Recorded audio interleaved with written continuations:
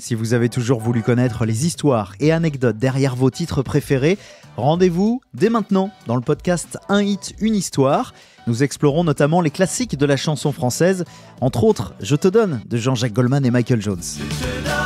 Saviez-vous qu'à sa sortie en 1985, les paroles avaient été mal comprises par le public ? Je vous explique tout et bien d'autres indiscrétions autour de ce morceau dans le podcast Un hit, une histoire, disponible sur toutes les applications d'écoute. À tout de suite. Épisode saga, l'Odyssée. Bienvenue sur la chaîne Edera. Nous vous proposons des lectures de contes, mythes et légendes anciennes. Plongez aujourd'hui dans une grande épopée, l'Odyssée, racontée par l'Aède Homère. En voici le 2e chapitre, Nausicaa et les Phéaciens. Alors éteignez les lumières, installez-vous confortablement et laissez-nous vous emporter dans cet univers.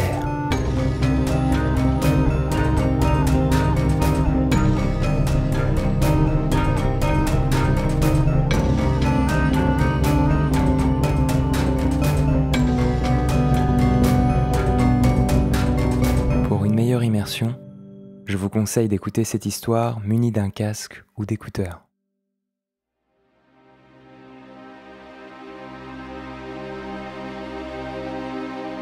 Tandis que l'infortuné Ulysse, dompté par la fatigue et le sommeil, dormait, Athéna s'en allait chez les Phéaciens.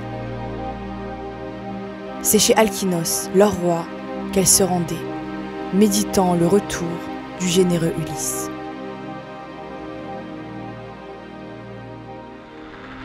Elle entra dans la chambre somptueuse où dormait Nausicaa, la fille du généreux Alkinos.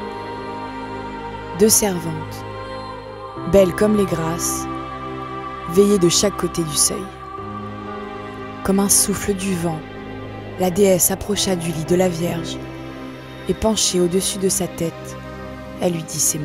« Nausicaa, quelle négligence! Tu laisses tes robes sans soin alors que le mariage approche où tu devras passer les plus belles. Allons les laver dès le lever du jour, je t'aiderai pour que tu aies fini plus vite. Tu ne vas plus rester vierge longtemps. Déjà, les meilleurs Phéaciens te courtisent. Demande à ton illustre père qu'il fasse préparer les mulets et le char qui porteront les ceintures, les voiles et les draps. » Ayant ainsi parlé, Athéna aux yeux brillants retourna dans l'Olympe. Aussitôt, l'eau parut sur son trône d'or, réveillant Nausicaa au beau voile. Étonnée de son rêve, la princesse se hâta d'aller prévenir ses parents. Sa mère, assise près du feu avec ses servantes, filait la laine teinte de pourpre marine. Mais elle croisa son père qui sortait pour aller au conseil. Elle lui dit « Papa, ne veux-tu pas me faire préparer un char haut sur roue afin que j'aille au fleuve laver notre linge sali ? Il te faut de beaux vêtements, toi qui sièges au conseil parmi les meilleurs. Et tu as 5 fils au palais. 2 sont mariés et 3 sont encore garçons. Ceux-là veulent aller aux danses vêtus de vêtements propres et frais. C'est à moi que revient ce travail. » Elle aurait rougi de parler des noces à son père, mais il l'a compris et répondit. « Je ne te refuse, mon enfant, ni les mulets, ni rien. Va, mes serviteurs vont te préparer le char haut sur roue et y mettre le caisson. » Il donna ses ordres aux serviteurs qui obéirent. Nausicaa apporta les beaux vêtements. Sa mère mit des vivres et des douceurs dans une corbeille et versa du vin dans une outre en peau de chèvre. La Vierge monta sur le char et sa mère lui donna, dans une fiole d'or, une huile liquide pour qu'elle s'en parfumât après le bain avec ses femmes. Nausicaa saisit le fouet et les belles reines. Elle fouetta les mulets qui s'élancèrent à grand bruit. Quand Nausicaa et ses femmes furent parvenues au cours limpide du fleuve où se trouvaient les lavoirs pleins toute l'année, elles détachèrent les mulets et les emmenèrent brouter l'herbe douce près du fleuve tourbillonnant. Elles prirent le linge à pleines mains dans le char, le plongèrent dans l'eau profonde et, rivalisant de vitesse, le foulèrent dans les bassins. Quand il fut lavé, purifié, elles l'étendirent sur les galets du rivage. Alors elles se baignèrent, se parfumèrent d'huile luisante, prirent le repas sur le bord du fleuve, tandis que les vêtements séchaient aux rayons du soleil. Quand maîtresse et servantes eurent mangé, elles dénouèrent leurs voiles et jouèrent à la balle. Nausicaa, aux bras blancs, menait le jeu, brillant entre ses femmes telle Artémis au milieu des nymphes. Enfin, il fallut rentrer au palais. Mais Athéna aux yeux brillants eut d'autres pensées. Elle voulait qu'Ulysse se réveillât, qu'il vît la Vierge aux beaux yeux et qu'elle le conduisit à la ville des Phéaciens. La reine lança la balle à l'une de ses servantes, mais la balle s'égara et tomba dans le fleuve profond. Les jeunes filles poussèrent de hauts cris et le divin Ulysse s'éveilla. S'asseyant, il délibéra dans son esprit et son cœur. Hélas, sur quelle terre, chez quels hommes suis-je venu? J'ai des gens violents, sauvages et injustes, ou bien hospitaliers et craignants les dieux. J'ai entendu un cri de jeune fille. Est-ce voix de nymphe ou voix humaine? Je verrai. Ayant ainsi parlé, le divin Ulysse sortit des broussailles. De sa main vigoureuse, il arracha un rameau feuillu pour cacher sa virilité. Et tout nu qu'il était, parut au milieu des jeunes filles aux cheveux bouclés. La nécessité l'y obligeait. Il parut, horrible, souillé par l'écume, et elles s'enfuirent çà et là. Seule la fille d'Alkynos resta. Athéna lui mettait cette audace au cœur et chassait la crainte de ses membres. Elle restait donc seule, en face d'Ulysse, qui lui adressa ce discours habile et doux. Je te supplie, ô reine, que tu sois déesse ou mortelle. Si tu es déesse chez les dieux qui habitent le large ciel, par la beauté, l'allure et la grâce, tu me sembles Artémis, fille du grand Zeus. Mais si tu es une des mortels habitant sur la terre, 3 fois heureux ton père et ta vénérable mère, 3 fois heureux tes frères, mais plus encore celui qui, t'ayant comblé de cadeaux, t'emmènera dans sa maison. Jamais je n'ai vu de mortel, homme ou femme, aussi beau. Je suis saisi d'admiration.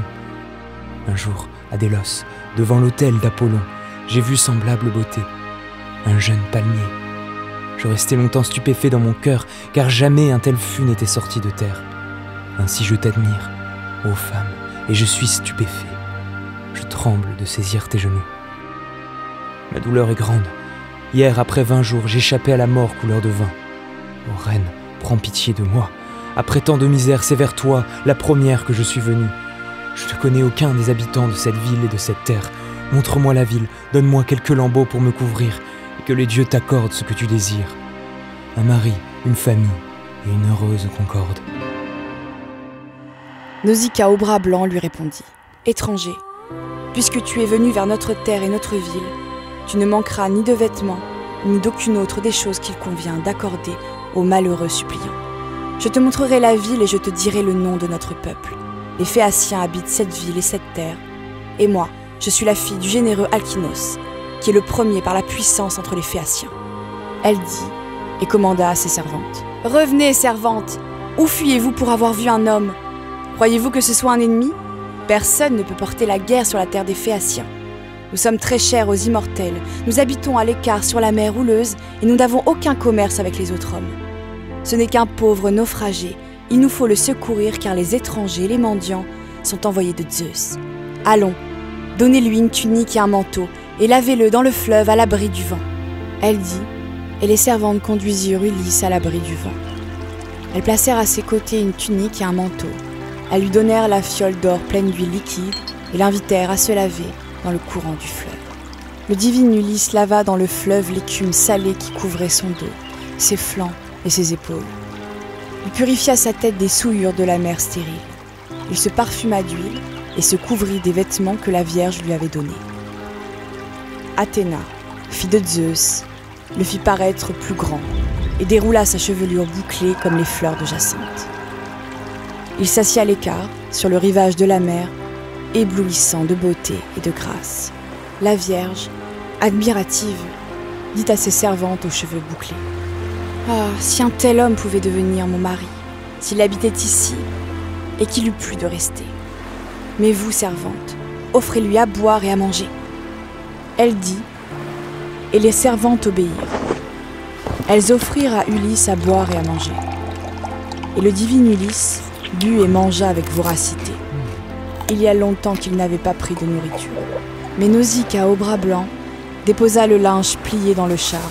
Elle y monta après avoir attelé les mulets aux sabots massifs, et exhortant Ulysse, elle lui dit « Lève-toi, étranger, allons à la ville que je te conduise à la demeure de mon sage père. » Voici ce qu'il faut faire.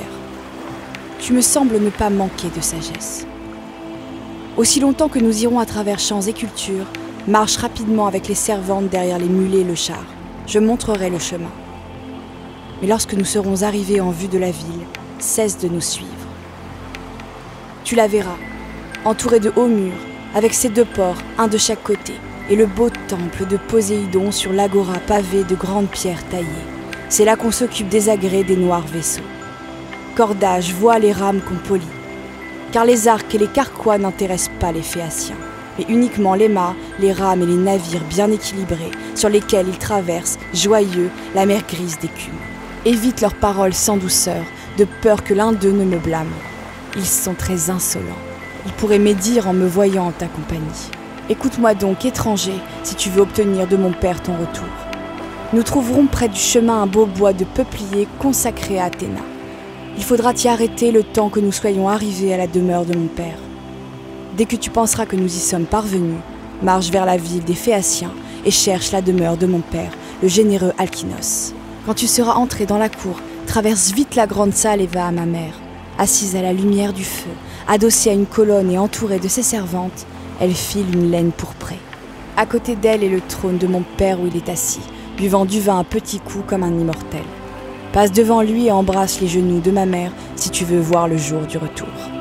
Elle dit, et fouetta les mulets qui quittèrent les bords du fleuve.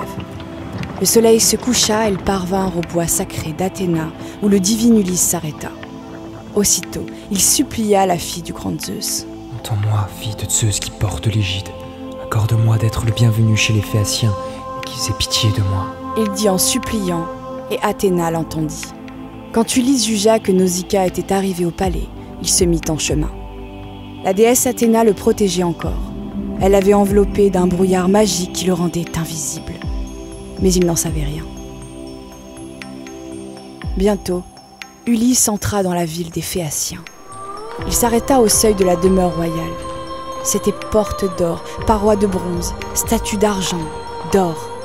Au-delà de la cour, on voyait un jardin dont les arbres, poiriers, pommiers, figuiers, oliviers, vignes, portaient des fruits toute l'année, été comme hiver. Quand il eut tout admiré dans son cœur, Ulysse entra, traversa le palais et allant tout droit vers la reine arrêtée, il embrassa ses genoux.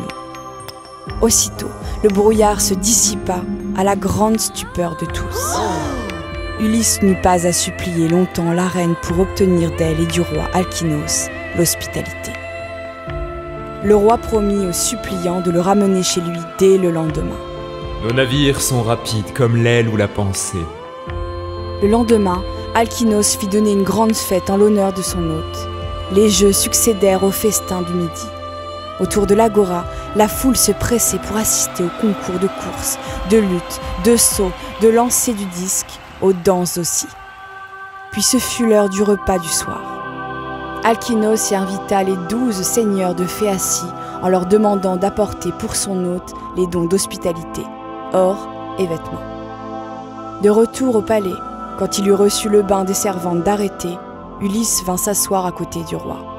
On mangea, on but le vin doux et le vieil Aède aveugle chanta l'histoire du cheval de Troie. Mais Ulysse ne put retenir ses larmes. Alkinos interrompit alors l'Aède et pria l'étranger de révéler son identité.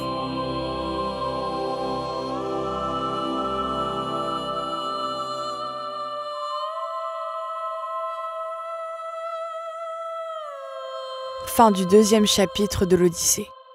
Merci pour votre écoute.